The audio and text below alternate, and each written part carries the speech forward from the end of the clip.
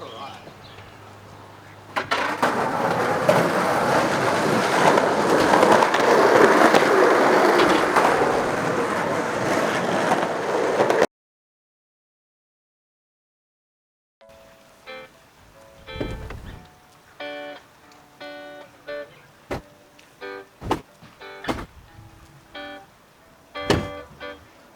One of my favourite memories from being a teenager is at Kanama Drive, just like getting the skateboards out every afternoon, go up the street and then bomb back down the hill back to our house. Like easily one of the best.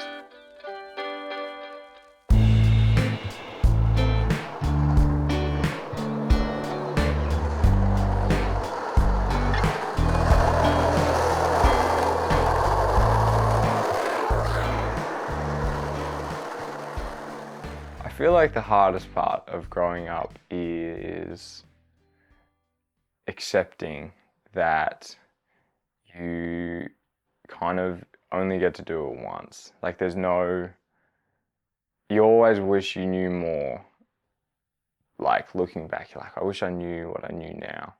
But it's just impossible. You can't know without living, and you can't live without knowing. Like you have to walk it out in order to kind of find it out, I guess. There's no perfect answer. There's no like, oh, if you do all these things, you did it. You didn't waste your youth. There's no like cheat sheet or like formula to like not waste it. Or if you don't do certain things, you haven't wasted it. I think for me, it means just doing what you want to do. Just do something you're interested in. Like, just try something. I was interested in picking up the guitar, so I picked up the guitar. I wanted to ride a skateboard. I thought it was sick, so I picked up a skateboard. And I wanted to get outside, and so I went outside. And I think that, like, all of those things have allowed me to be what I am now, and like really kind of informed my own like personality. So that was my approach. That was just me. I just kind of lent into the things that made me excited. Yeah.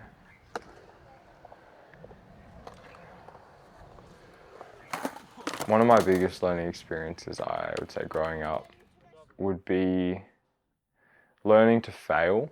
Like, it's just, I felt like I think when I reflect, I'm like, I wish I could have given myself a heads up as like a 10-year-old and been like, failing's good, like do it more.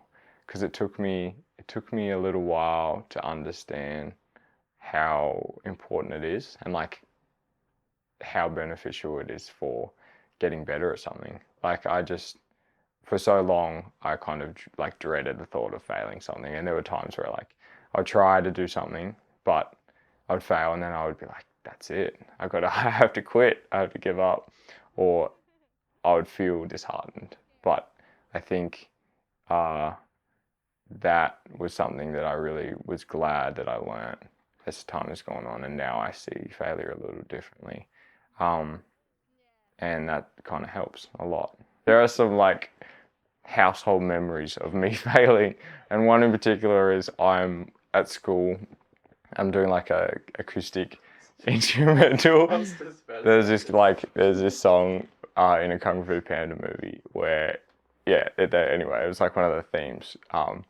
And I like did a performance of it on the guitar, and I like stuffed it up like 3 or 4 times throughout the performance, and I like stopped and started, and I was like, sorry, like into the microphone, and like banged my guitar into the microphone. And afterwards I was like pretty devastated. I was like, oh, this is it, you know? I was like, this is no good. But when I look back now, I'm like, I can see how important that was and how much like I learned.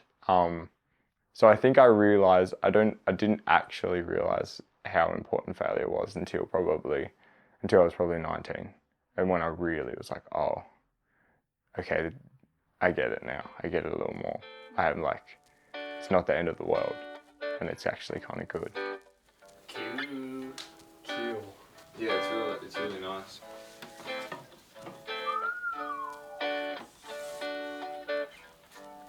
One of my biggest learning experiences growing up is just learning that the influences, the things that we put ourselves around just really have an effect on who we are and the person that we can turn into and the things that we care about.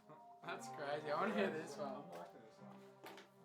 I think for a long time, like since high school, I'd been influenced like by what I thought was cool, whether that lined up with what my morals were or not. Like at the time, like in high school, I started producing music, and it kind of just started out as this like hobby. I was making like just crap like beats and stuff, and like trying to just like get better at the initial use of the different programs and stuff. But I eventually, yeah, like towards the end of high school, like I did get really good at my craft, and I got recognized for that. The music I was making after some time was very like influenced by just what I thought was cool at the time, and it was quite a dark sound and stuff. It was quite dark music, like looking back on the lyrics and stuff, like it still doesn't sit right with me. And at the time, I just didn't really think about it. Like I was just like, oh yeah, like this is cool. I didn't realize obviously how much it had an effect on me and how much it was changing kind of the person I was and what I kind of placed value on and cared about and wanted to do. Like I got to a point where I had just been making it for a while, and yeah, I did just have to sit and think about it and be like, where am I actually headed? And with that kind of music, like reflecting on that was kind of like it was confronting, and it was quite scary, I think. And I was just thinking about like my future and what was ahead of me, and I just felt like I had to let that music go and let my creative gifts be used elsewhere. And that was really hard. And like that was probably one of the hardest things I've ever done, was let go of something that was like so successful, so encouraged. But at the end of the day, when something doesn't sit right with you, you know, you have to make your own decision of what you're going to do with that.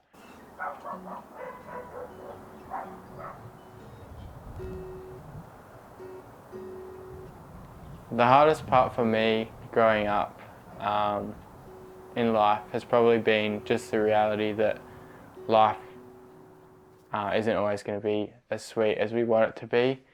Like, I think for a long time, and especially when I was younger, obviously you're very shielded and you're very protected, and you don't really understand anything outside of your like happy little bubble and like what you see when you're younger. But kind of as you grow up and you pass your teenage years, you've got to learn to let that go. And for me, that was really hard, but I think it's really actually been a helpful thing to go through something difficult, and it's helped me to, yeah, just view things a lot differently than just myself and my own kind of selfish world. It sounds cliche, but like you never know what someone's going through or what someone might be facing, and whether they're facing that alone or what they might be feeling in themselves. And it's so like, it just feels so real to go up to someone and be like, hey, how's it going? Like, and have those chats kind of with them, and kind of get real with people is kind of what I love. Like, I love chatting to people and being like, how are you going actually and stuff. I think it's just such an important part of our human nature, because it really brings about like our humility and helps the other person to know that even though we aren't necessarily going through that, that we're there and that we do care, and that they do matter, and whatever else. Even though I've been through my own personal challenges, I feel super grateful that I am able to learn from them and encourage other people and be there for other people because of it.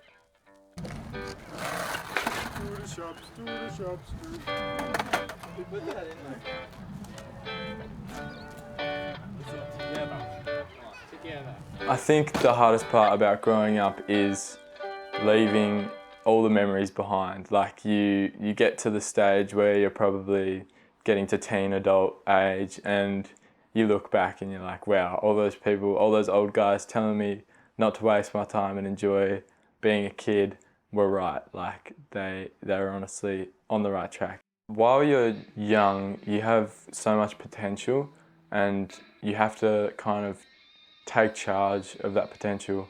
And I find a lot of people these days like can waste a lot of time like on these really quick like joys, if you know what I mean. Like, yeah, I ended up at some parties and, you know, I just realised like this isn't really the scene for me, and I believe my skills can be used better somewhere else, my time as well.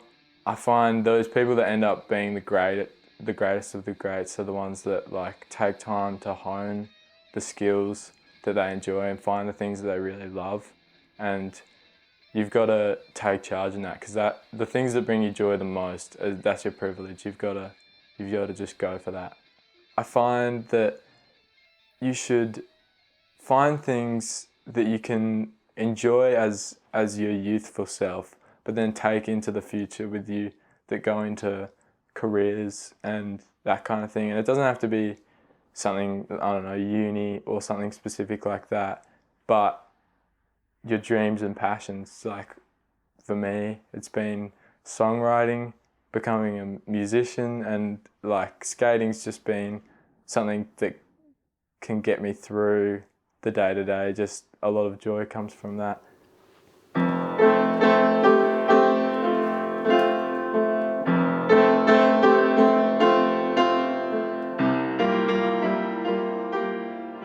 Having parents who brought me up in a Christian home have shaped my life hugely. It changes a lot the way you think about life, the way you see things around you.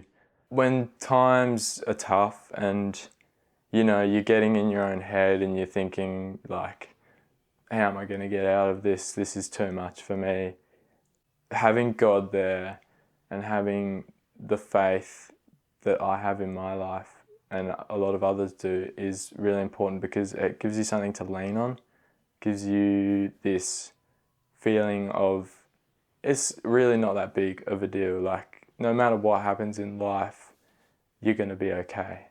You've got God, you've got the people around you that He's going to put around you, and I feel that that's really important. It's been a little tough growing up with this Christian faith, because, you know, when you step out into the big world, obviously growing up as a kid, you're probably just mainly in like your school, your home, and it's all very sheltered. But once you get out there, there's a lot of people who obviously haven't grown up in that background and who are entitled to their own opinion of how life works. But you can get people who obviously might have been offended by like churches or Christianity itself or God, and find it really hard to accept you or just have you around, and they can like, it can be really hard to say what you believe. I have found it difficult sometimes, like letting people know of my faith or like where I stand, and sometimes you hear like some jokes about it around, or like someone saying something about it, and you kind of feel this like sense in yourself, you're like, I don't like that, that's not right, I should probably speak up. But it's not an easy thing to do, because you can get judged really brutally for it. It's not the easiest, but I think in the end it's all worth it.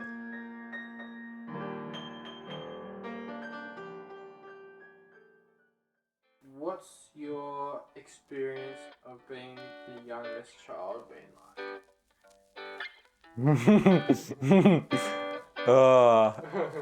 My experience of being the youngest child has been great. I loved it, but of course along the way you cop it a fair bit from your older brothers. They made me a stronger boy, by a bit of cheeky bullying, but also just some tough love goes a long way. And I think like as I got more into 13, teens-ish, they started giving me some really good advice because they'd been out in the world, they'd experienced things that I haven't experienced, and yeah, just brought their knowledge to me, and that really helped me with so many things. I think I would have gone down the wrong track if it wasn't for them. Being the middle child is a privilege because I have an older brother to look up to and I've got a younger brother to teach, so I'm kind of, I don't know, I get the best of both worlds. I can look at Ash's mistakes and learn from them, and I can take on like his advice and stuff. And so that's always been such a blessing as like the middle child. And then from there, like being able to pass on that knowledge and my own personal experience onto Joe is like really helpful for him as well. Like I can understand how it would help him the way it's helped me and stuff. There's a lot to learn from people who have gone before you and people who are older than you, so it's nice to be able to like give Joe advice on things when he needs it and stuff and be there for him. My younger brothers have definitely made growing up the best. Like I couldn't have asked for better people to hang out with, like definitely my best mates, like for life. And so I feel like I can't really take the credit for my experience as an oldest brother, like because I had good younger brothers, you know? So that I think that definitely allowed me to enjoy myself as the eldest. And that was really fun, and it is really fun.